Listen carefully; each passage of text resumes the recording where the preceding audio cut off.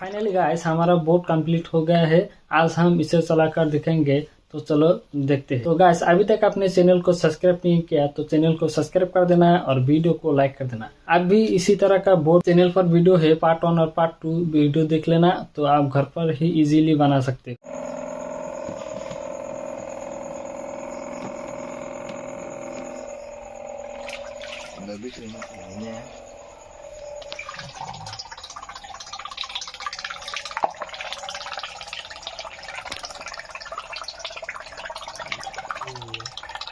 video करो उसको कैसे तो वीडियो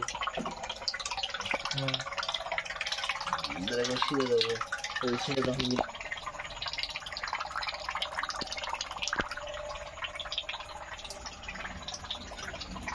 अरे